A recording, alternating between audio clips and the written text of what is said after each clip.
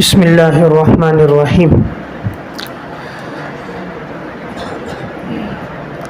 عموماً طلبہ کرام جب دورہ حدیث سے ان کی فراغت ہوتی ہے یا تخصص سے، تو اللہ تبارک و تعالی بعض اہل علم کو تدریس کرنے کی توفیق عطا فرماتے ہیں۔ تدریس کرنا محض اللہ کے فضل و کرم کا نتیجہ ہے، اور رسول اللہ صلی اللہ علیہ وسلم کی بعثت کے مقاصد میں بھی ایک بات آپ کا معلم ہونا ہے کہ آپ نے فرمایا انما بعثت معلما، کہ اللہ تعالیٰ نے مجھے معلم بنا کر بھیجا۔ بعثت کے جو مقاصد اربعہ ہیں، ربنا وابعث فیہم رسولا منہم یتلو علیہم آیاتک ویعلمہم الکتاب والحکمت ویزکیہم، ان چار مقاصد میں بھی ایک مقصد قرآن کریم کی تعلیم، احادیث کی تعلیم، تزکیہ نفس کرنا، قرآن کریم پڑھنا سکھانا، یہ مقاصد میں سے۔ جب انسان تدریس سے وابستہ ہوتا ہے تو اس سے اس کے علم میں پختگی آتی ہے، اور اگر تدریس سے انسان کنارہ کش رہے، 1 سال 2 سال جب گزر جاتے ہیں تو نسیم منسیہ، ایسا لگتا ہے اس نے کچھ پڑھا ہی نہیں ہے۔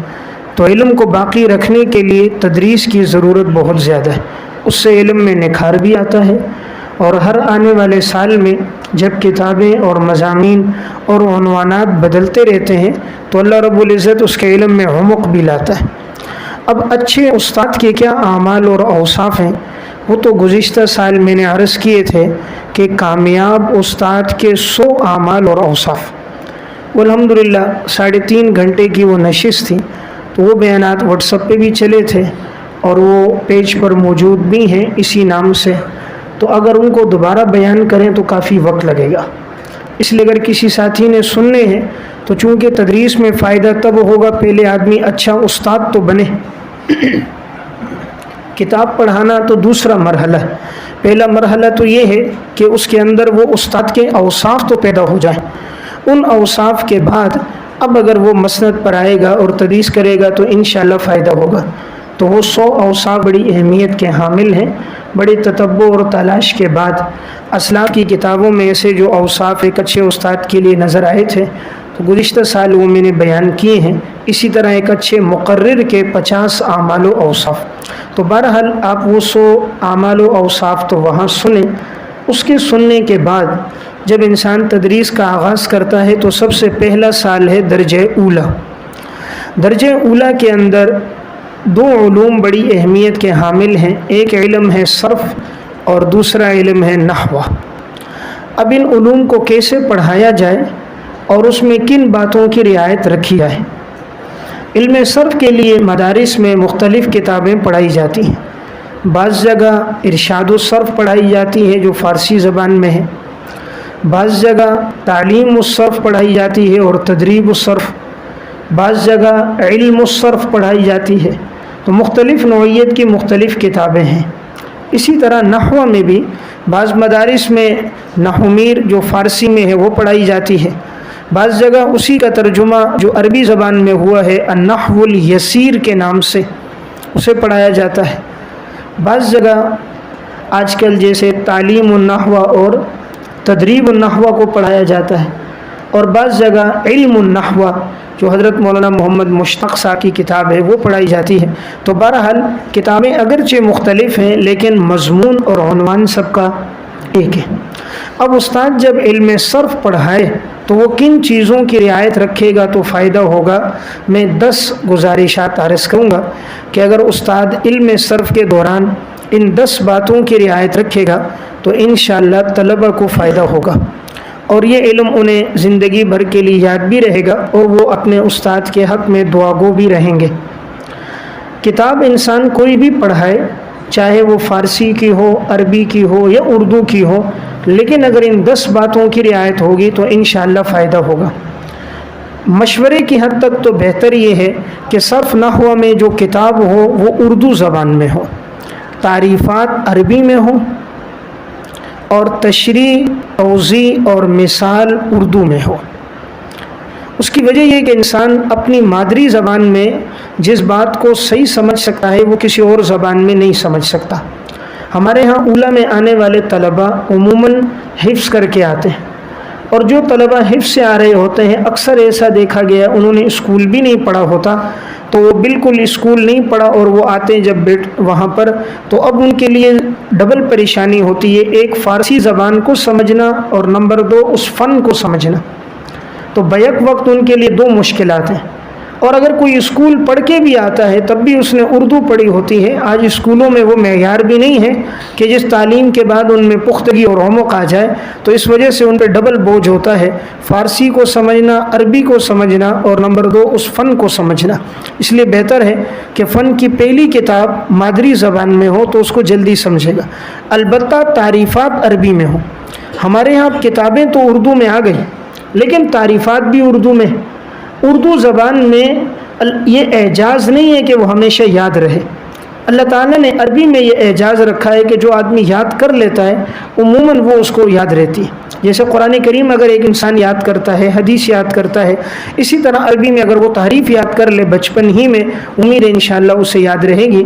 تو استاد تعریف تو عربی زبان میں لکھوا دیں اور البتہ اس کی مثال، تشریح اور تطبیق وہ اردو زبان میں کر دیں تو انشاءاللہ اس کا فائدہ ہوگا۔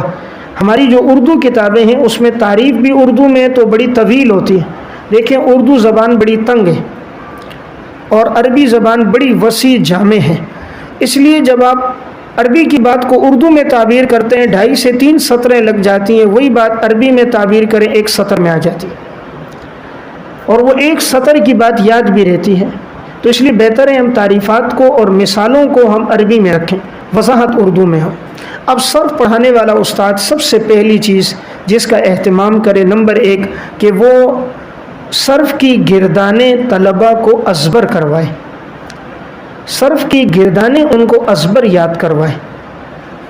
اب یہ عام ہے، چاہے وہ صرف صغیر ہو چاہے وہ صرف کبیر ہو، اگر یہ گردانیں انہیں پختہ ہوں گی تو زندگی بھر ان کے صرف کے علم میں پختگی رہے گی، اور اگر یہاں گردانیں ہی انہیں کچی ہوں تو پھر یہ زندگی بھر اس علم میں یہ لوگ پختہ نہیں رہتے۔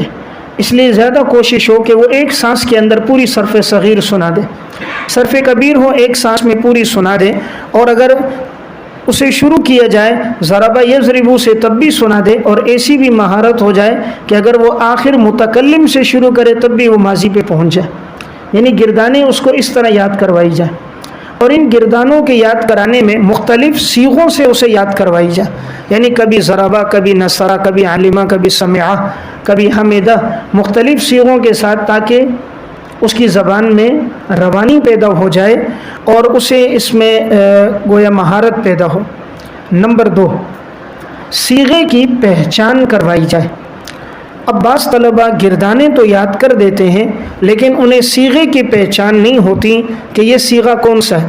اب گردان کے صیغوں کی تو پہچان ہے کہ یہ ضربہ اور یہ یضربو اور یہ ضاربن ہے، یہ مذکر ہے، یا یہ غائب ہے، یہ متکلم ہے، جمع متکلم ہے، لیکن اگر اسی ضربہ کے علاوہ کسی اور مادے سے لایا جائے اور ان سے پوچھ لیا جائے تو اس مادے کو وہ لوگ نہیں جانتے، حالانکہ صیغہ وہی غائب کا ہوگا، جمع کا ہوگا۔ قرآن کریم کو سامنے رکھ کر پوچھ دیا جائے یہ صیغہ کون سا ہے تو ان کے لیے بتانا مشکل ہوتا ہے۔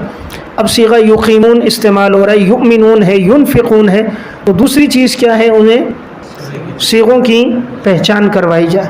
نمبر 3، مختلف ابواب سے روزانہ کی بنیاد پر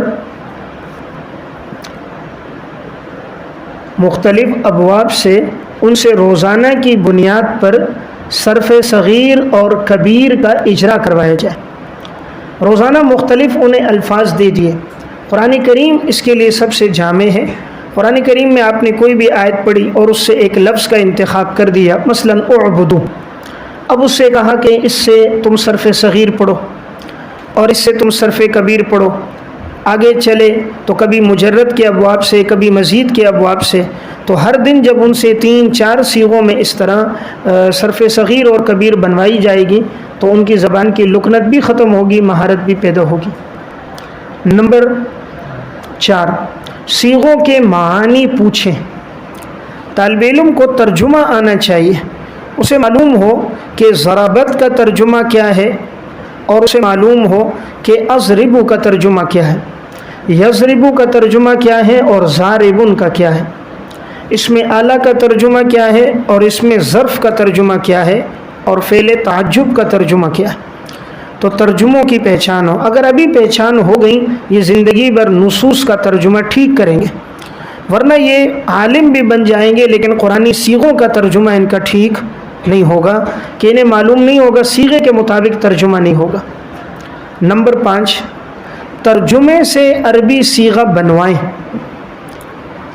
ترجمے سے عربی صیغہ بنوائیں، اس کا مطلب مثلاً ان کے سامنے یہ ترجمہ کہہ دیا مارا ایک عورت نے، اس کا صیغہ بناؤ، مارا ایک مرد نے، اس کا صیغہ بناؤ، کھایا ہم سب نے، اس کا صیغہ بناؤ، پیا ہم سب نے، پیا اس ایک عورت نے، کھیلا اس ایک عورت نے، کھایا اس ایک عورت نے، نماز پڑھی ہم سب نے۔ تو جب اس سے زیادہ اجرا پختہ ہوتا ہے، یعنی اردو ترجمے سے اس سے صیغہ بنوانا، عربی لفظ کا ترجمہ آسان ہے، طالب علم کر لے گا، لیکن اردو کا ترجمہ کر کے اس سے صیغہ بنوانا، اس میں اس کا ذہن استعمال ہوگا، اور جتنا وہ ذہن اپنا استعمال کرے گا اس کے ذہن میں عمق بھی آئے گی، علم میں پختگی آئے گی۔ ہمارے ہاں یہ چیز نہیں ہوتی، ہم صرف کتاب کے پابند رہتے ہیں، کتاب میں جو بات آئی وہ پڑھا دی، اس کے علاوہ ان کا صیغوں میں اجرا نہیں کرواتے۔ اس لیے بڑی اہم بات ہے ترجمے سے عربی صیغہ بنوائیں۔ نمبر 6، صیغہ اور ترجمہ اور گردانے ان سے لکھوائیں۔ اس کا فائدہ یہ ہوتا ہے، عموماً طلبہ چونکہ حفظ سے آتے ہیں، بعض نے اسکول نہیں پڑھا یا پڑھا بھی ہوتا ان کا خط بھی ٹھیک نہیں ہوتا، ان کی اردو بھی ٹھیک نہیں ہوتی، تو اب جب وہ عربی لکھیں گے تو گردانے لکھنے سے ان کا عربی رسم الخط بھی ٹھیک ہوگا، جب وہ ترجمہ لکھیں گے انہیں لکھنا بھی آئے گا، اور بار بار لکھنے سے خط بھی ٹھیک ہوگا۔ جو غلطیاں ہوں گی استاد ان کی تصحیح بھی کرے، صرف وہ لکھے نہیں بلکہ استاد ان کو چیک بھی کرے، اور وقت ملتا ہے اتنا استاد کو، عموماً گھنٹہ 45 منٹ کا ہے، اور اولیٰ میں طلبہ 20 سے 22 ہوتے ہیں، تو ان کو پڑھانے کے بعد اتنا وقت ہوتا ہے کہ ان کی کاپیاں چیک کر دی جائیں، بھلے تمام کی نہ ہو، چند ایک کی ہو، لیکن روب سب پر باقی رہے۔ تو آج کل لکھوانے کی ترتیب ختم ہو گئی، وہ کہتے ہیں کتاب میں سب لکھا ہوا ہے، تو لکھا ہوا تو پہلے سے نحومیر اب جیسے 700 سال سے لکھی ہوئی ہے، اصل چیز تو ہے ان باتوں کو ہم لکھ کر محفوظ کریں، اور لکھنے سے بات یاد بھی رہتی ہے، جب کوئی چیز آدمی لکھ لیتا ہے وہ ذہن پہ نقش ہو جاتی ہے، اس لیے طالب علم جب لکھے گا محنت کرے گا تو محنت کے بعد وہ چیز یاد رہے گی۔ آپ نے پڑھا کنایا سری سے بلیغ ہے، کیونکہ کنایا میں مشقت ہے، اور مشقت والی چیز دیر پا ہوتی ہے، اور جس میں مشقت نہیں ہوتی سہولت وہ انسان سے فوراً چلی جاتی ہے۔ نمبر 7، مجرد اور مزید کے مادوں سے صرف صغیر اور کبیر بنوائیں۔ ہمارے ہاں صرف مجرد تک محنت ہوتی ہے، مزید پہ محنت نہیں ہوتی، حالانکہ قرآن کریم، احادیث اور عربی کتابوں میں مزید کا استعمال زیادہ ہے۔ اب مجرد پر تو اسے اچھی خاصی مہارت ہو جاتی ہے ان 6 ابواب پر، لیکن مزید میں اگر اس سے پوچھ لیا جائے یہ باب استفعال ہے، انفعال ہے، اور یہ باب تفعیل ہے، باب افعال ہے، اس میں اسے اتنی پہچان نہیں ہوتی، تو مجرد کے ساتھ ساتھ ضرورت مزید کے ابواب کی ہیں اور اس پر محنت زیادہ ہو۔ نمبر 8، قواعد کا امثلہ میں اجرا کروائیں۔ صرف کا جو قاعدہ طلبہ کو پڑھایا جائے اس قاعدے کا مثال میں اجرا کروایا جائے۔ یہاں اب 2 چیزیں ہیں، نمبر 1 قواعد یاد کروانا، اور نمبر 2 ان کا مثالوں میں اجرا کروانا۔ ہمارے ہاں قاعدے بھی یاد نہیں کرائے جاتے، حالانکہ اگر یہ صرف کے قاعدے یاد کرا دیے جائیں تو عموماً ان کو اگر زندگی بھر وہ یاد نہ بھی رہے کچھ نہ کچھ مفہوم ذہن میں ہوتا ہے، اس لیے تعلیل کے وقت ان کے ذہن میں بات رہتی ہے کہ یہ فلاں قاعدے کے تحت ہے، اگرچہ قاعدے کی ساری اس کو احترازی اور اتفاقی شرائط یاد نہ بھی ہوں، اس لیے قاعدے کے الفاظ یاد کروائی جائیں، اور نمبر 2 مثال کا اس قاعدے میں اجرا کروایا جائے۔ نمبر 9، ہر قاعدے کو مختلف مثالوں سے سمجھایا جائے، صرف ایک مثال کے ہم پابند نہ ہوں، ہمارے ہاں یہ ہوتا ہے جو مثال کتاب والے نے دی ہے بس وہی ہے، اسی لیے اولا سے لے کر آگے رابعہ تک ایک ہی مثال ہے، ضرب زید عمرا، زید اور عمر سے ہم باہر نہیں نکلتے، نہ ہم قرآن کی کوئی مثال نہ کوئی حدیث کی مثال، حالانکہ یہ فنون تو پڑھائے اس لیے جاتے ہیں، تو اس لیے بہتر ہے استاد مثالیں قرآن و حدیث سے دیں، جو قاعدہ پڑھا لے اس کا اجرا ان میں کروائے تو طلبہ خوش بھی زیادہ ہوتے اس استاد سے اور الحمدللہ اس سے استفادہ بھی کرتے ہیں۔ نمبر 10، ہفتے میں ایک دن صیغوں کا اجرا قرآن کریم میں کیا جائے۔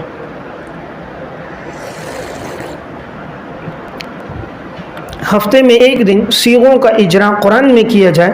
اب مثلا قرآن کریم آپ نے شروع سے کھول دیا، اب آپ نے پڑھا وہاں پر لفظ آیا یؤمنون، پوچھ بھئی یہ کون سے باب سے کون سا صیغہ ہے؟ متقین کس باب سے ہے؟ یقیمون کس باب سے؟ ینفقون، یہ عام فہم صیغہ طلبہ بتائیں گے اور اس پہ بڑے خوش ہوں گے کہ آج ہمارا اجرا قرآن سے ہوا اور ہم نے بتایا۔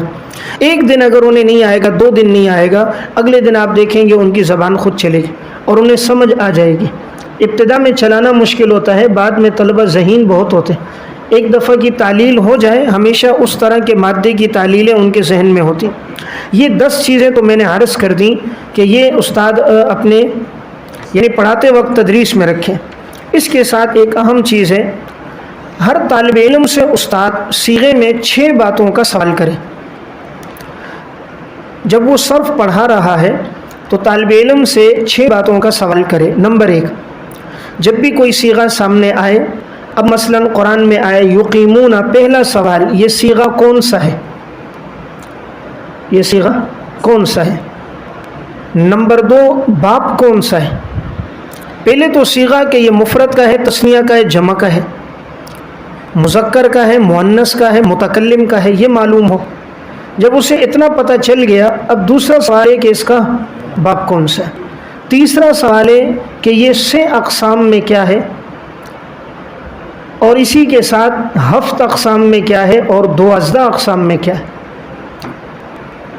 6 اقسام میں کیا ہے، ہفت میں کیا ہے، 12 میں کیا ہے، اس میں چند دن کی مشقت ہوگی، اس کے بعد ان میں اتنی روانی آئے گی فوراً بتائیں گے۔ نمبر 4، اگر معطل کا صیغہ ہے تو اس کی اصل کیا ہے، یا صیغے میں تعلیل ہوئی ہے تو وہ اصل میں کیا تھا۔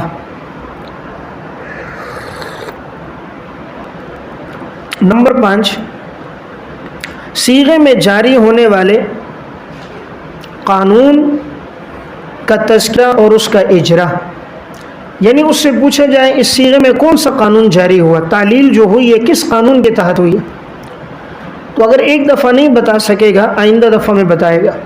تو صیغوں میں جو تعلیل ہوئی ہے اس میں قانون نمبر فلاں کا قانون جاری ہوا اور یہ اس میں تعلیل ہوئی۔ اور نمبر 6، صیغوں اور گردانوں کا ترجمہ اس سے پوچھا جائے کہ اس صیغے کا کیا ترجمہ ہے۔ یہ 6 سوال اگر طالب علم سے ہوں گے پڑھاتے وقت، یہ تب جب آدمی ایک کتاب مکمل کر لیتا ہے، گردانے پڑھا دیے، قواعد پڑھا دیے، اب جب ہر بات میں یہ 6 کا سوال ہوگا طالب علم صرف میں پختہ ہوگا۔ اس کے ساتھ ساتھ انہیں خاصیات ابواب بھی بتائی جائیں۔ خاصیات کا بھی بڑا اہتمام ہے، عموماً عربی نصوص میں اس کا لحاظ رکھا جاتا ہے۔ باب تفعیل ہے، باب افعال ہے، ہر ایک کی خاصیت ہے اور صیغوں میں اس کا تذکرہ ہوتا ہے، تو خاصیت ابواب کی طرف ہمارے ہاں اہتمام نہیں ہوتا۔ فصول اکبری پہلے پڑھائی جاتی تھی، وہ بھی برائے نام ہے، اور اب بھی جو کتاب ہے اس کا صرف محض ترجمہ ہوتا ہے، اجرا نہیں کروایا جاتا۔ اس کے ساتھ ایک اہم بات یہ ہے کہ مجرد، مزید، محموز، مضاف اور معطل کے قواعد انہیں زبانی یاد کروائے جائیں۔ عموماً دیکھا یہ گیا کہ یہ قواعد انہیں یاد نہیں ہوتے۔ کون سے؟ محموز کے، معطل کے، مضاف کے، یہ قاعدے زیادہ استعمال ہونے والے ہیں اور ان قاعدوں کا اجرا بھی زیادہ ہوتا ہے، تو یہ قواعد جتنے ہیں ان سے سنے جائیں۔ تو بہرحال اگر ان چیزوں کا اہتمام ہوگا، امید ہے کہ انشاءاللہ طلبہ کو اس سے فائدہ زیادہ سے زیادہ پہنچے گا۔ یہ تو میں نے بات عرض کر دی، علم صرف میں ان چیزوں کی رعایت رکھی جائے۔ باقی پڑھاتے وقت استاد کس طرح پڑھائے اس کا انداز یہ ہے کہ استاد پہلے سبق کا اجمال بیان کرے، بعد میں تفصیل بیان کرے۔ سبق میں پہلے اجمال کہ آج کے سبق میں اس چیز کا تذکرہ ہوگا، اور پھر اس سبق کی تفصیل بیان کرے۔ ابتدائی درجات میں نفس کتاب پڑھائیں، خارجی مباحث نہ بتائیں۔ ابتدائی درجات میں نفس کتاب پڑھائیں، خارجی مباحث نہ بتائیں۔ ہمارے ہاں یہ ہوتا ہے کہ جو نحو پڑھا رہا ہے وہ مباحث کافیہ اور جامی تک کی کرتا ہے۔ بھائی یہ چیزیں اس نے آگے پڑھنی ہیں تو تم اس کو ادات النحو کی باتیں ادھر کیوں بتا رہے ہو؟ یا کافیہ کے اعتراض جواب جامی کے اس نے آگے پڑھنے ہیں، اس کو یہاں صرف نحومیر پڑھاؤ۔ جو کتاب میں لکھا ہے وہ ہاں مثالیں خارجی دو، لیکن تفصیلات نہ بتاؤ۔ جتنی تفصیلات بتائیں گے وہ اس پر بوجھ بنے گا۔ ہم نے جب پڑھا تو اس وقت ایسا تھا، ہمارے استاد محترم نے کاپی لکھوائی تھی کئی سال پہلے، تو اب استاد جی چلے گئے حج پہ، کاپی دی مجھے کہ لکھواؤ، اس میں جامی تک کی مباحث، استاد جی جامی بھی پڑھاتے تھے، تو اب وہ اولا کے اندر جامی تک کی مباحث، ہماری جو نحومیر کی کاپی تھی میرے پاس اب بھی ہے 384 صفحے کی، 384 صفحے نحومیر میں، وہ ساری اردو کی باتیں ایک دن پڑھاتا اور اس کو کاپی سے، ہم سب لکیر کے فقیر ہوتے تھے، میں پڑھاتا اور وہ آگے لکھتے اور ساری رات اس کو رٹا لگاتے، صبح آ کے سناتے، جب امتحان تک پہنچتے تو وہ سارا نسیہ منسیہ بھول چکا ہوتا۔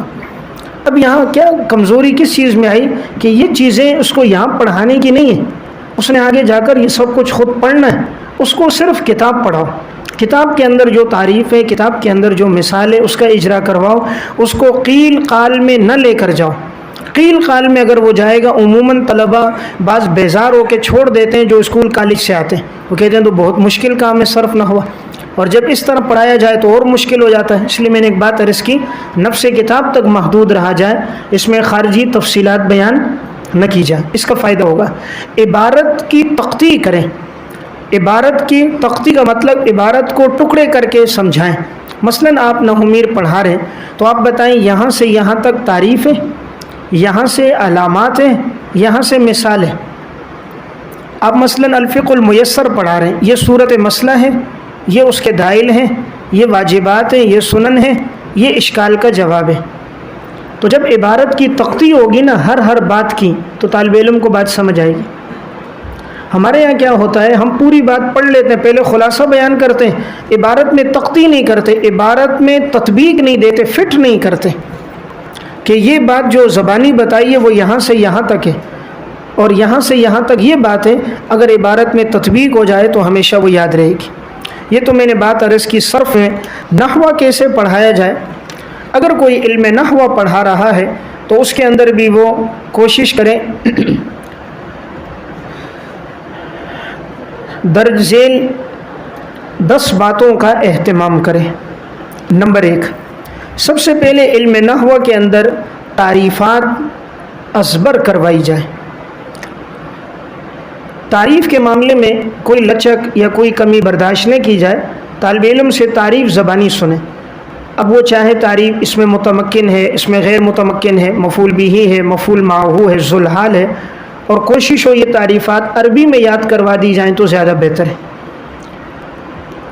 نمبر 2، تعریف کے ساتھ مثال بھی یاد کروائیں۔ اب اس نے تعریف تو پڑھ لی لیکن اسے مثال کا نہیں علم، مثال میں اجرا کا علم نہیں، تو وہ تعریف یاد نہیں رہے گی، لیکن جب اجرا ہو جائے گا تو وہ اسے یاد رہے گی۔ نمبر 3، تعریف کی وضاحت مختلف امثلہ سے کریں۔ تعریف کی وضاحت میں ایک مثال کافی نہیں ہے، مختلف آپ اس کے لیے 4 سے 5 مثالیں ڈھونڈ کے لکھیں۔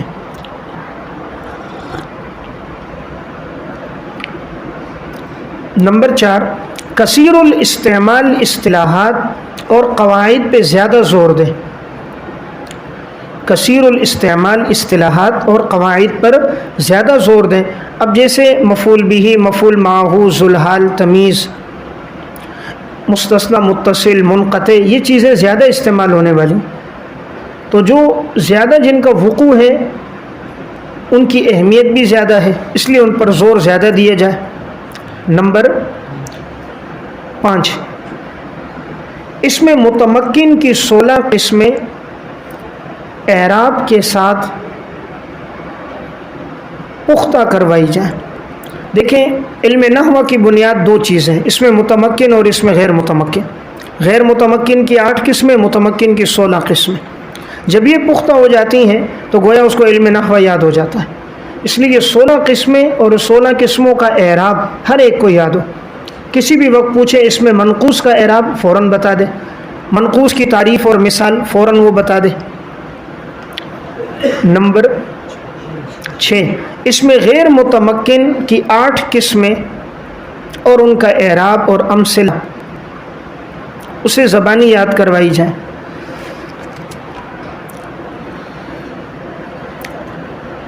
नंबर 7, मौरब और मबनी की तारीफ़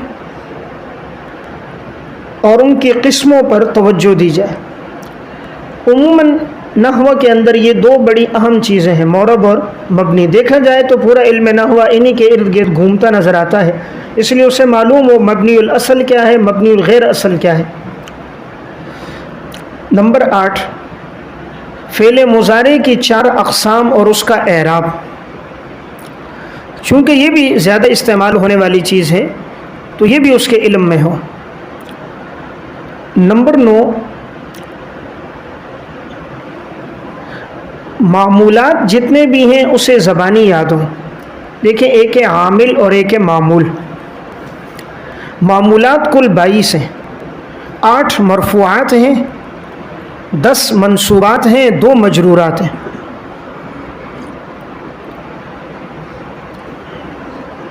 उसे मालूम हो कि ये 22 कौन कौन से मामूलात हैं। नंबर 10, 100 अवामिल उसे ज़बानी याद हो। 100 अवामिल, अब वो अवामिल चाहे अस्माए आमिला में हो, अस्माए या अफ़ाल आमिला हो या हुरूफ आमिला हो।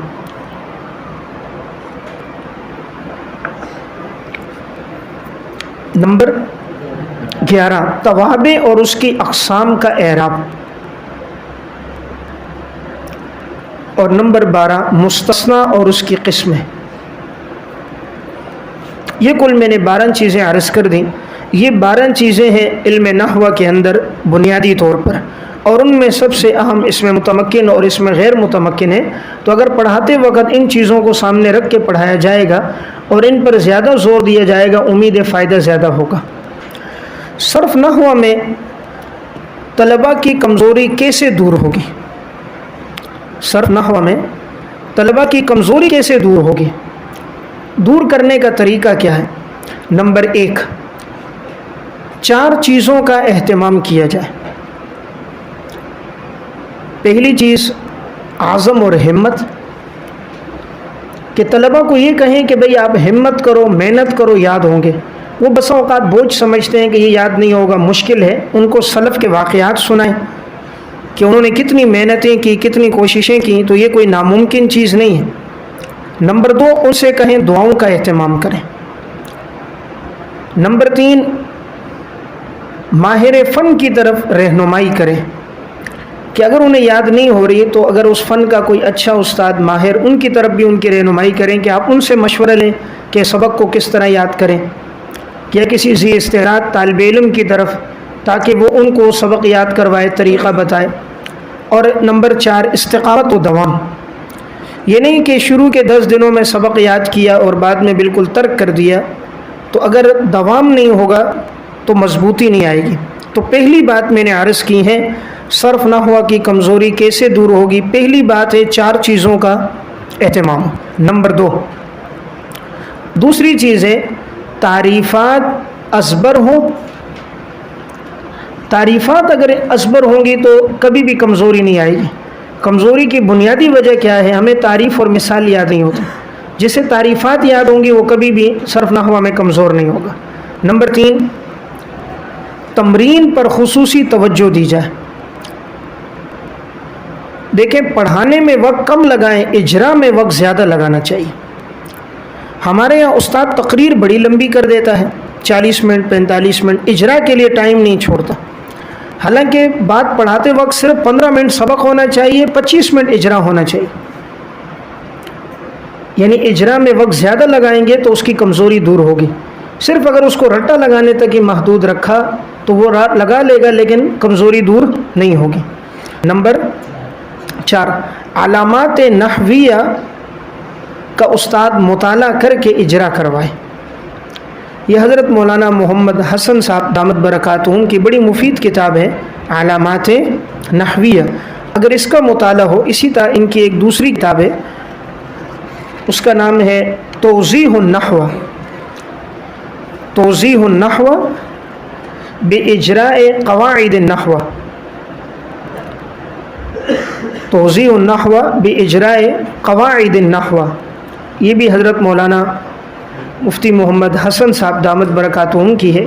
तो नहवा के क़वाइद के इजरा में ये दोनों किताबें बड़ी मुफीद है, उस्ताद मुताले में रखें। 2 किताबें और मैं अर्ज़ कर रहा हूँ, उस्ताद मुताले में रखें, ये उसको फ़ायदा देगा। तलबा को बक़द्र ज़रूरत उसमें से बताएं और इससे इस्तेदाद बनेगी। ये जो 2 मैंने अर्ज़ की और 2 मज़ीद, ये 4 किताबें उर्दू की हैं। अगर कोई इसे सही माने में पढ़ लेता है, नहवा में अच्छी खासी महारत आएगी। तीसरी किताब है अल-मिनहाजुल कामिल, अल-मिनहाजुल कामिल, यह हज़रत मौलाना सैयद एहसानुल्लाह शाह साहब, सैयद एहसानुल्लाह शाह साहब की किताब है अल-मिनहाजुल कामिल। इसमें इन्होंने ये किया है, मुश्किल तराकीब को ज़िक्र किया है, तरकीब इंसान कैसे करेगा, और मंसूबात, मजरूरात, मरफूआत सबको अलग अलग किया है। मुतमक्किन, गैर मुतमक्किन, खारजी अमसिला दी हैं और बड़े मुफीद अंदाज में लिखा है। असातिज़ा को भी इससे फ़ायदा होगा, तलबा को भी। और नंबर 4, अल-मिनहाज फ़िल क़वाइद वल इअराब, अल-मिनहाज फ़िल क़वाइद वल इअराब हज़रत मौलाना मुफ्ती रूहुल अमीन साहब दामत बरकातुहुम की किताब है। ये भी बड़ी मुफीद किताब है। इससे ज़्यादा फ़ायदा तो मुंतही तलबा को होता है, लेकिन उस्ताद अपने मुताले में रख ले, पढ़ाते वक्त उमूमन बाज़ मुफीद कायदे सामने आते हैं, इजरा में उनका फ़ायदा होता है। तो बहरहाल ये 4 किताबें मैंने अर्ज़ कर दी, अगर ये साथ होंगी इंशाअल्लाह नफ़ा होगा। नहवा पढ़ाते वक्त अगर कोई उस्ताद नहुमीर पढ़ा रहा है तो वो अपने मुताले में रखे अन्नहवुल यसीर, अन्नहवुल यसीर तस्हील नहुमीर। ये है हज़रत मौलाना मोहम्मद फ़ारूक हसन ज़ई साहब दामत बरकातुहुम की किताब है। इन्होंने नहुमीर जो फ़ारसी की है उसे सहल अरबी में की है, अन्नहवुल यसीर तस्हील नहुमीर के नाम से। और इसमें इजरा भी रखा है, अमसिला भी हैं, सवाल जवाब भी हैं। सवाल जवाब से बात ज़्यादा देर याद रहती है, तो इन्होंने वही उसलूब इसमें बाकी रखा। तो बहरहाल मैं अर्ज़ कर रहा था कि अगर उस्ताद अपने मुताले में साथ साथ ये 4 किताबें रखेगा तो इजरा में उसे फ़ायदा ज़्यादा होगा। नंबर 5, सर्फ नहवा की कमज़ोरी कैसे दूर होगी। उसका एक तरीका ये है कि ये जो हमारे यहाँ उमूमन हम आखिर में शरह में तामिल पढ़ाते हैं, इसको तवज्जो नहीं दी जाती। अगर इसको उस्ताद जितना पढ़ाए साथ साथ इसमें इजरा करवाए खूब। हमारे यहाँ सिर्फ इसकी 3 नौ, 4 नौ, 5 नौ पढ़ाते हैं, ये पूरी किताब पढ़ानी चाहिए, पूरी किताब का इजरा करवाना चाहिए। और उस्ताद अगर 1 नौ सही पढ़ा ले, तालिब इल्म बाकी अनवा खुद पढ़ेगा। हमारे यहाँ इस पर अहमियत तालिब इल्म से कहते हैं वो पढ़े, तालिब इल्म कैसे पढ़ेगा, उसने तो इजरा किया ही नहीं है। उस्ताद खुद पढ़ाए, यानी इस किताब को अहमियत दी जाए और इसकी अन्नौल अव्वल पूरी उस्ताद खुद पढ़ाए, उसके बाद तलबा से वो इजरा करवाए, इंशाअल्लाह फ़ायदा होगा। और इसमें एक उस्ताद हफ्ते में 1 दिन अम्मा से पारे से इजरा करवाए, सीगों का भी तरकीब का भी। और उसके लिए आप अपने मुताले में एराबुल कुरान व बयानुहु मुहियुद्दीन दरवेश की पूरे कुरान करीम की उसमें तरकीब है।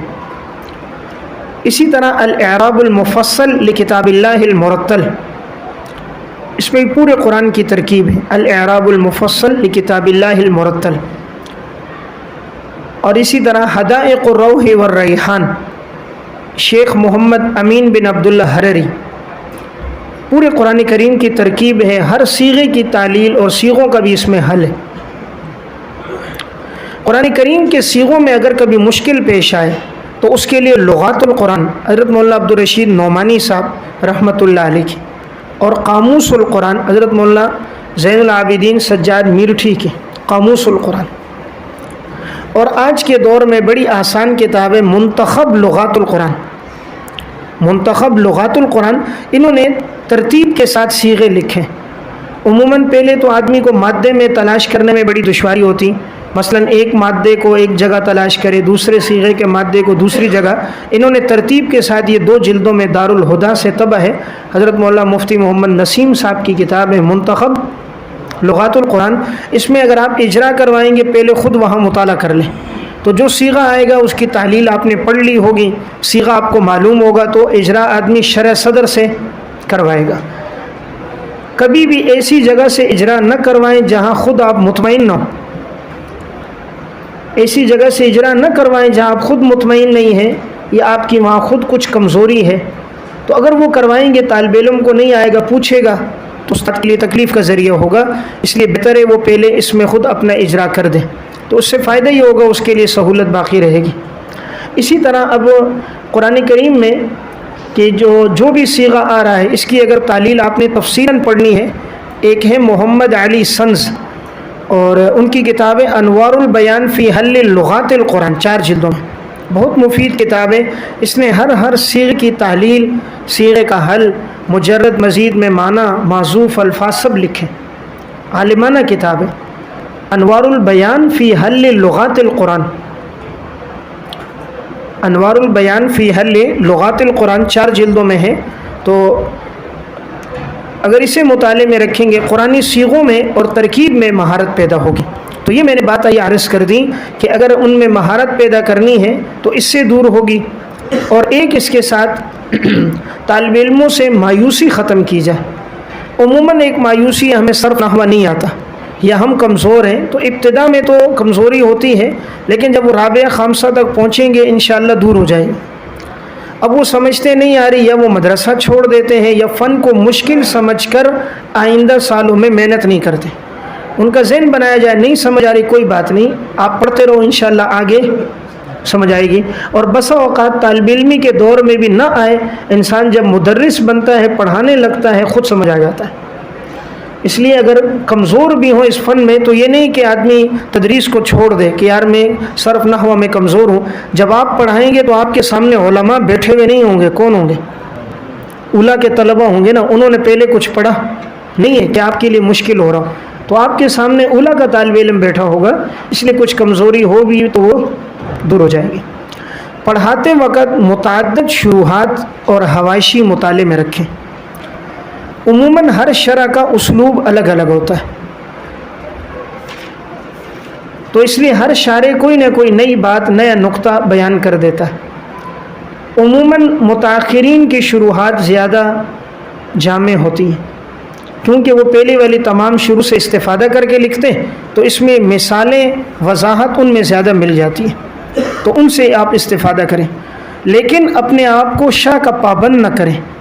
یہ نہیں جو کچھ شرح میں آیا وہ سب بیان کریں، مطالعہ ضرور کریں لیکن بات اتنی کریں جو ان کے لیے مفید ہو، ان کی عقلوں کے مطابق ہو۔ کلم الناس علی قدر عقولہم، اب یہ نہیں شرح میں اس نے جو لکھا ہے ہم سب بیان کریں، مطالعہ ضرور ہو لیکن بیان اتنا کیا جائے جتنا ان کے لیے مفید ہو، ان کے ذہنی استعداد کے مطابق۔ سبق کے بعد انہیں سوال کا موقع دیں، تو ان کی تب یہ کمی دور ہوگی۔ اب ان کے ذہن میں کوئی اشکال ہوتا ہے، استاد موقع نہیں دیتا، کوئی بات ان کو نہیں سمجھ آئی، کوئی صیغہ، کوئی ترکیب، انہیں موقع دے، جب وہ پوچھیں گے انشاءاللہ قریب ہوں گے۔ ہمارے مدارس میں سوال و جواب نہیں ہے، اسکول کالج میں نا استفادہ زیادہ ہے، طالب علم استاد سے پوچھتے ہیں، اگرچہ وہاں بے ادبی ہے، الحمدللہ مدارس کے ماحول میں ادب کا اتنا غلبہ ہے کہ وہ سوال کرتے ہی نہیں، ادب اتنا غالب ہے، نہیں پوچھتے، استاد بھی اجازت نہیں دیتے، طلبہ بھی نہیں پوچھتے، اس لیے استفادہ وہ زندگی بھر استاد سے خارجی بھی نہیں کر سکتے، کتابی بھی نہیں کر سکتے۔ استاد کو چاہیے جھجک دور کریں، طالب علم کو سوال کرنے کا موقع دیں اور سوال پر ان کی حوصلہ افزائی کریں۔ سوال کی 3 قسمیں ہوتی ہیں۔ دیکھیں، بعض طالب علم سوال کریں گے اپنے آپ کو نمایاں کرنے کے لیے کہ تاکہ کلاس میں ہم نمایاں ہو جائیں، استاد ان کو بھی جواب دیں۔ دوسری قسم ہوتی ہے طلبہ کی جو سوال ان کو جواب آتا ہے لیکن استاد کو کبھی مثلاً عاجز کرنے کے لیے، خاموش کرنے کے لیے یا اپنی علمی بڑھائی ظاہر کرنے کے لیے کرتے ہیں، ان کو بھی استاد خاموشی سے پیار سے جواب دیں۔ تیسرا ہوتا ہے واقعی سمجھنا چاہتا ہے وہ نہیں سمجھا، اس کو بھی محبت سے جواب دیں۔ تو عموماً یہی 3 قسمیں ہوں گی، لیکن استاد کا رویہ سب کے ساتھ مساوانہ اور برابر ہو تو انشاءاللہ فائدہ ہوگا۔ چونکہ درجہ اولیٰ میں عموماً جس فن پر زیادہ محنت کی جاتی ہے وہ علم صرف ہے اور علم نحو ہے۔ ان دونوں کے بعد تیسری جو کتاب یا مضمون پڑھایا جاتا ہے وہ ہے عربی، اور اس میں الطریقۃ العصریہ، اور بعض جگہ عربی کا معلم پڑھایا جاتا ہے۔ اب ان دونوں کتابوں کو جو استاد پڑھائے تو اس وقت وہ کن باتوں کی رعایت رکھیں تو فائدہ زیادہ ہوگا، تو میں 10 گزارشات عرض کروں گا کہ اگر الطریقۃ العصریہ یا اس کے علاوہ کوئی بھی ایسی کتاب کہ جو عربی ادب کے لیے ہو اور عربی الفاظ کے ذخیرے اور تعبیرات کے لیے ہو، تو ان میں اگر ان 10 باتوں کی رعایت رکھی جائے گی تو انشاءاللہ امید ہے طلبہ کو فائدہ زیادہ ہوگا۔ نمبر 1، نئے الفاظ یاد کروائے جائیں۔ ہر درس کے دوران جو الفاظ نئے آئیں تو استاد محترم ان کی نشاندہی کرے کہ آج کے درس میں یہ الفاظ نئے آئے ہیں، تاکہ طلبہ اگلے دن وہ نئے الفاظ یاد کر کے آئے اور استاد کو سنائیں۔ چونکہ یہ ان کا پہلا سال ہے، ابھی انہوں نے اس سے پہلے کوئی کتاب عربی کی نہیں پڑھی، اس لیے عربی الفاظ کا ذخیرہ ان کے پاس نہیں ہے، تو الفاظ کی نشاندہی ہو اور وہ الفاظ ان سے سنے جائیں۔ نمبر 2، اردو سے عربی والا حصہ خصوصاً استاد خود سنیں۔ عموماً تمرین کے اندر 2 قسم کے سوالات ہوتے ہیں۔ ایک سوال وہ ہوتے ہیں کہ عربی عبارت کا اردو میں ترجمہ کرنا ہوتا ہے، اور ایک سوال اس نوعیت کا ہوتا ہے کہ جو اردو کی عبارت ہے اس کا ترجمہ عربی میں کرنا ہوتا ہے، اردو کلمات کو عربی میں بنانا ہوتا ہے۔ یہ ذرا مشکل ہے، ترجمہ طلبہ کے لیے آسان ہوتا ہے اور یہ مشکل ہے، اس لیے عموماً اگر اس میں استاد طلبہ سے نہیں سنے گا تو غفلت ہوگی، اور اس وجہ سے ان کی جو استعداد بننی تھی وہ نہیں بنے گی۔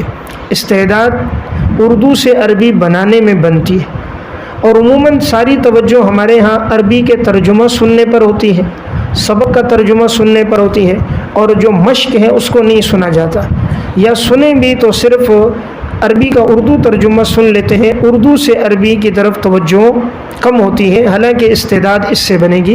اس لیے استاد یہ خود سننے کا اہتمام کریں۔ اگر وہاں 10 جملے ہیں تو ہر ایک سے ایک جملہ پوچھ لیں، ہر ایک کا ایک جملہ استاد پوچھے اور طالب علم سنا لے تو ہر ایک اس کو یاد کرنے کا اہتمام کرے گا۔ نمبر 3، سبق میں صرف نحو کا عبارت میں اجرا بھی کروائیں۔ اب جب استاد وہ عبارت پڑھ رہا ہے تو اس دوران صرفی نحوی اعتبار سے بھی وہ تھوڑا بہت اجرا کرواتا رہے کہ یہ فلاں صیغہ استعمال ہوا، یہ ترکیب میں فاعل ہے، یہ ترکیب میں مفعول ہے، تو بیک وقت انہیں جہاں عربی گرامر کا فائدہ ہوگا وہاں انہیں کتاب ٹھیک سے سمجھ آئے گی اور صرف نحو کا اجرا بھی ہو جائے گا۔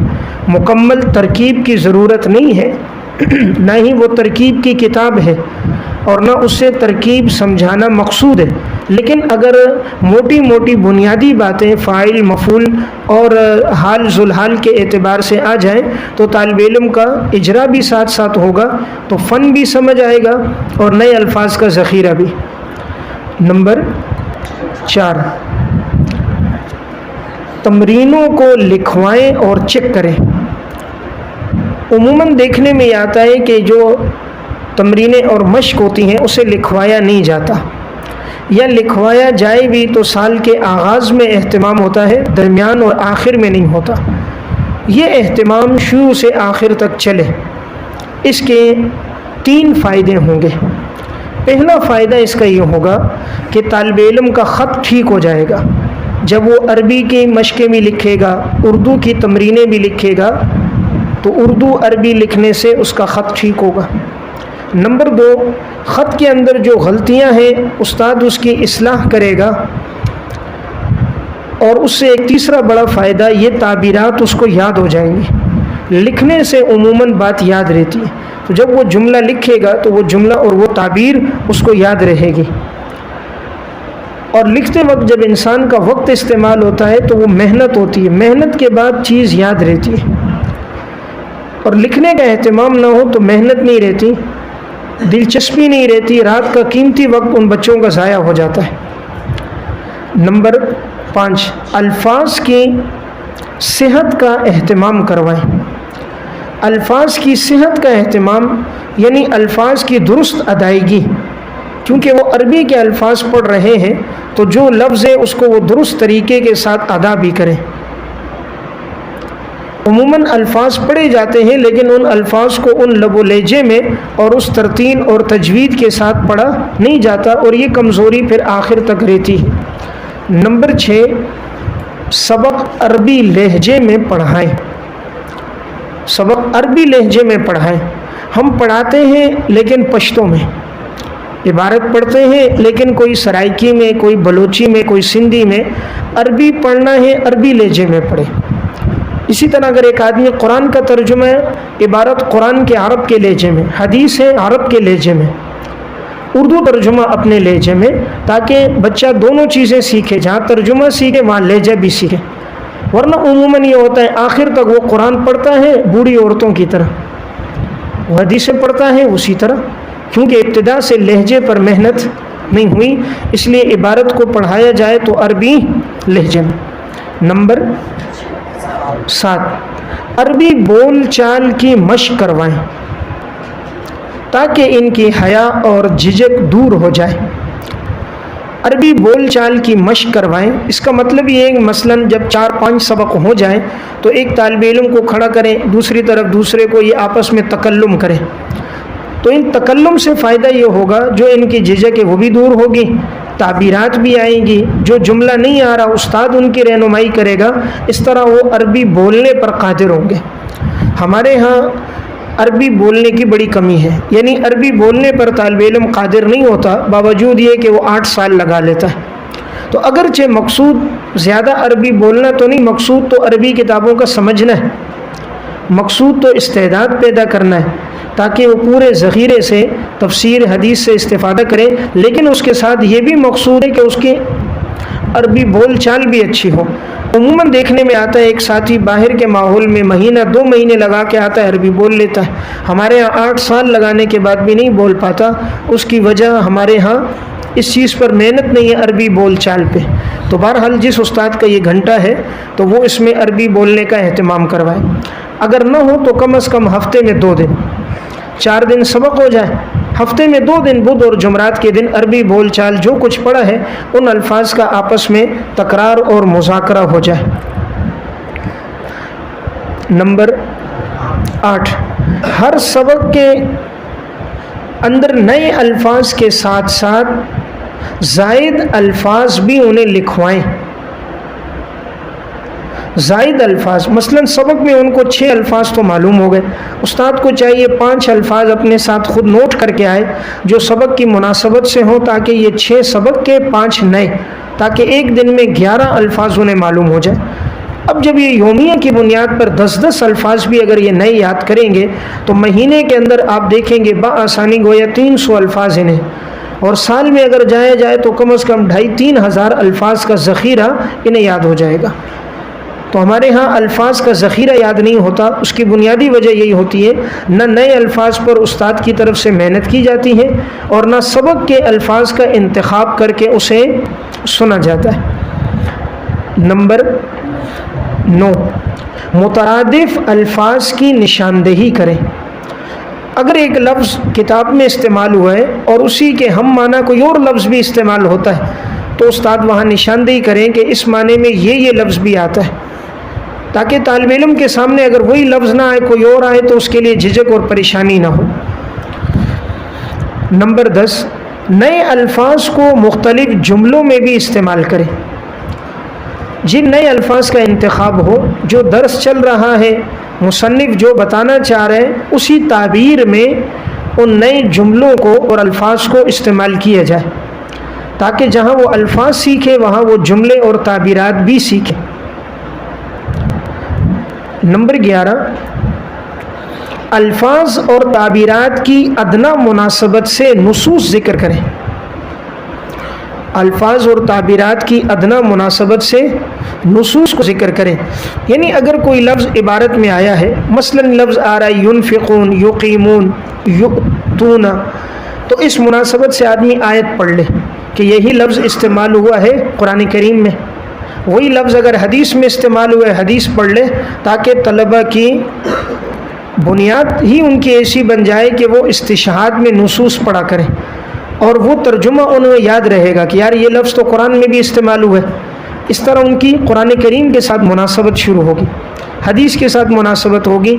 हमारे यहाँ इस्तिशहाद में हम कुरान और हदीस नहीं पढ़ते, अव्वल तो पढ़ते नहीं, पढ़ते भी हैं तो सिर्फ अशार, पढ़ते भी हैं तो मुहावरात, नुसूस नहीं पढ़ते, हालांकि मकसूद नुसूस है। इसलिए अदना मुनासबत से कुरानी नुसूस पढ़े जाएँ। बहरहाल ये मैंने कुल गुजारिशात अर्ज़ कर दी 11। अगर इन 11 गुजारिशात का लिहाज रखा जाएगा तो इंशाअल्लाह जो उस्ताद ये पढ़ाने वाला होगा उससे फ़ायदा होगा। और इस दर्जे में खुसूसन शरअ की जो है वो हौसला शिकनी की जाए कि अगर कोई तालिब इल्म अब तरीक़तुल असरिया की शरअ साथ ला रहा है, या अरबी का मुअल्लिम है उसकी तमरीनों को लिख रहा है, या मुअल्लिमुल इंशा की तमरीनों को शरअ से लिख रहा है, तो उसकी हौसला शिकनी करें, उन्हें बताया जाए कि इससे न देखो, खुद मेहनत करो। उमूमन इब्तिदा से ही ये जब जहन बन जाता है शरअ देखने का, तो तालिब इल्म अपने वक्त को, जहन को इस्तेमाल नहीं करता, इसलिए इस्तेदाद नहीं बनती। तो लिखने वालों को भी अल्लाह हिदायत दे, जब एक तरीक़तुल असरिया की शरअ लिखने का, या तयसीरुल मंतिक का, और या नहमीर का, इस तरह की दीगर किताबों का जो नहायत आम फहम और सहल, इनकी शरअ की ज़रूरत ही नहीं है। उमूमन सब चीज़ों को इस तरह हल कर दिया जाता है, अब तलबा मेहनत ही नहीं करते। अब अन्नहुल मुयस्सर है, अल्फ़िक़ुल मुयस्सर है, अन्नहुल यसीर है, इन सब की भी शरह छपी हुई हैं, तो उसका बहरहाल नुकसान रहता है। तो बहरहाल हौसला शिकनी की जाए, तालिब इल्म को उभारा जाए इस पर कि वो ख़ुद से मेहनत करे।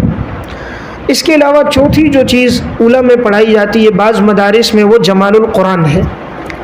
जमालुल कुरान का मकसूद चूँकि तजवीद है, इसमें बेहतर ये है कि उन्हें नंबर 1 जो इस्तिलाहात हैं वो याद करवाई जाए, जो भी तारीफ़ और इस्तिलाह इस्तेमाल हुई है वो तलबा से अगले दिन सुनी जाए। नंबर 2 जिस पर ज़्यादा मेहनत की जाए वो है मश्क, कि जो इस्तिलाह वहाँ पड़ी है, गुन्ना, मद है, हुरूफ हल्किया है, उन तमाम को मश्क में इजरा करवाया जाए। हमारे यहाँ पढ़ाया जाता है लेकिन मश्क नहीं कराई जाती, इस वजह से तजवीद ठीक नहीं होती। हम तजवीद की किताबें तो पढ़ लेते हैं, जमालुल कुरान भी पढ़ ली, फ़वाइद मक्किया भी पढ़ ली, जज़री भी पढ़ ली, और बाज़ तो 6-6 साल भी पढ़ लेते हैं, लेकिन अमली मैदान में जब कदम रखते हैं तो उनकी बड़ी गलतियाँ होती हैं। इसलिए उस्ताद हफ्ते में 2 दिन कम अज़ कम मश्क करवाए, कि जितना उन्होंने पढ़ा है वो तलबा से उसमें मश्क करवाए, उनका इजरा करवाए। नंबर 3 मुमकिन हो तो अरब के मारूफ कुर्रा की तिलावत उन्हें सुनवाए कि उस लहजे में वो पढ़े। अरब के मारूफ कुर्रा जो ज़्यादा अच्छा पढ़ने वाले हैं मुख्तलिफ़ लहजों में, बस औक़ात अगर क्लास में सुना दी जाए या उनकी रहनुमाई कर दी जाए, उससे ये होगा कि अरब के लहजे में पढ़ने से एक तो वो लहजा सीखेंगे और उन्हें और मद की सही मश्क सीखेंगे, और कुरान से उनका एक ताल्लुक़ पैदा होगा, फिर वो मज़ीद मेहनत करके वो आगे भी बढ़ेंगे।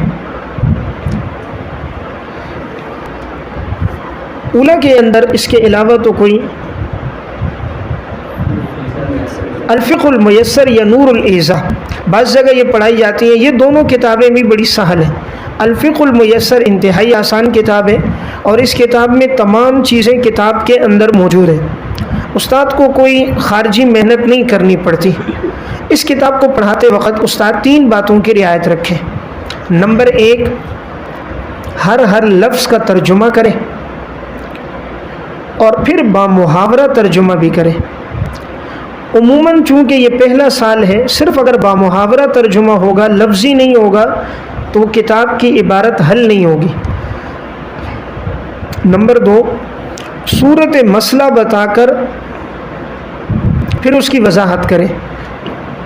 صورت مسئلہ مثلاً یہ مسئلے میں صورت مسئلہ یوں ہے کہ اگر ایک آدمی رکوع میں 3 تسبیحات کی جگہ 4 پڑھ لے تو کیا حکم ہے؟ تو اس کو اب جواب دیا جائے کہ یہ مسنون ہے، تو اگر اس نے طاق کی جگہ جفت پڑھا تو کوئی حرج کی بات نہیں۔ پھر صورت مسئلہ بنا کر کہ اگر کوئی سورہ فاتحہ پڑھنا بھول گیا کیا حکم ہے؟ تو یہ عبارت میں جواب ہے کہ بھئی وہ سجدہ سہو کرے گا۔ اگر وہ تکبیر تحریمہ کہنا بھول گیا کیا حکم ہے؟ تو جواب یہ ہے کہ یہ لازمی اور فرض ہے، ادائیگی نہیں ہے تو نماز نہیں ہے۔ تو بہرحال اگر یوں سوال کا انداز اختیار کر کے عبارت میں اس کا جواب انہیں بتائیں گے انہیں یاد رہے گا۔ ہم صرف نفس ترجمہ کر دیتے ہیں، صورت مسئلہ پہلے نہیں بناتے، یہ بالکل مبتدی طلبہ ہیں اس لیے انہیں یاد نہیں رہتا۔ تو صورت مسئلہ اور اس کی وضاحت۔ نور الایضاح اور الفقہ المیسر میں فقہا کے مذاہب اور دلائل نہ بتائیں۔ اب بعض یہیں شروع ہو جاتے ہیں، امام شافعی نے یہ کہا، امام ابو حنیفہ کی یہ رائے ہے، حالانکہ مصنف نے اس کو بیان نہیں کیا۔ جب ان حضرات نے بیان نہیں کیا اور یہ باتیں انہوں نے آگے بالتفصیل پڑھنی ہے قدوری میں، وقایہ میں، کنز میں، تو اولیٰ میں نہ پڑھائی جائے۔ سبق کے اندر جتنی باتیں ہیں ان کا خلاصہ اگلے دن سنیں۔ وہ کس طرح؟ مثلاً وہ بتاتے ہیں نماز میں وضو میں 4 فرائض ہیں، وضو میں اتنی سنتیں ہیں، اتنے مستحبات ہیں، نماز میں اتنے فرائض، اتنے واجبات، اتنے مکروہات، اتنے مفسدات، یہ یاد کروائے زبانی۔ دیکھیں آج عالم بن جاتے ہیں، ان سے پوچھو نماز کے مکروہات بتائیں، مستحبات بتائیں، مفسدات بتائیں، انہیں پتہ نہیں ہوتا۔ اصل چیز وہ نہیں جو کتاب میں، اصل چیز وہ ہے جو بچے کے دل و دماغ اور حافظے میں، تو یہ چیزیں اسے زبانی یاد کروائی جائیں اور اگلے دن اس کو سنا بھی جائے کہ فرائض کتنے ہیں بتاؤ، واجبات، مستحبات، اور اس میں ایک کوشش کریں کہ اس طرح کی جتنی چیزیں وہ ان کو لکھوائیں۔ سبق کا جو خلاصہ ہے نا وہ خلاصہ نکال کر ان کو لکھوائیں۔ اس کے 2 فائدے ہوں گے، تحریر بھی اچھی ہوگی، اردو لکھنا بھی آئے گی، اور اردو تعبیرات ان کی اچھی ہوں گی۔ استاد لکھوائے، ہاں بھائی لکھو وضو کے 4 فرائض ہیں، وضو کے اندر 10 سنتیں ہیں، نماز کے 15 فرائض ہیں۔ اس طرح کا یہ فائدہ ہوگا، طالب علم کو وہ بات یاد رہے گی اور اس کا خط بھی ٹھیک ہوگا۔ اس میں بھی اگر وہ شرع استعمال کرے تو حوصلہ شکنی کی جائے، یہاں شرع سے ان کو روکا جائے۔ استاد سبق پڑھانے کے بعد کلاس میں ایک طالب علم سے سب کے سامنے سبق سنے۔ اس کا یہ فائدہ ہوتا ہے اگر کسی طالب علم نے غلط بات سمجھی ہے تو جب ایک طالب علم پڑھتا ہے تو سب کی اصلاح ہو جاتی ہے۔ اگر کسی نے مسئلے کو، ترجمے کو، مفہوم کو غلط سمجھا ہوتا ہے اس کی اصلاح ہو جاتی ہے۔ اور دوسرا فائدہ یہ ہوتا ہے طلبہ غور سے سنتے ہیں کہ استاد کسی ایک سے سن نہ لے۔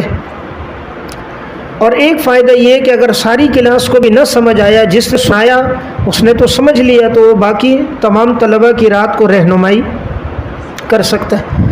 اب بسا اوقات کوئی بھی بات نہیں سمجھتا، رات کو ایک دوسرے سے پوچھتے ہیں، کسی کو پتہ نہیں، استاد تو گھر چلے گئے، اب وہ رہنمائی کس سے لیں؟ ان کے لیے مشکلات ہوتی ہیں۔ اس لیے استاد غیر اللہ علی تعین کسی ایک سے سن لے یا کسی ذہین طالب علم سے سن لے۔ بہرحال یہ گویا کہ بنیادی طور پر یہی 5 چیزیں ہوتی ہیں، صرف ہے، نحو ہے، اور بعض جگہ پر تجوید ہے، اور ساتھ فقہ ہے۔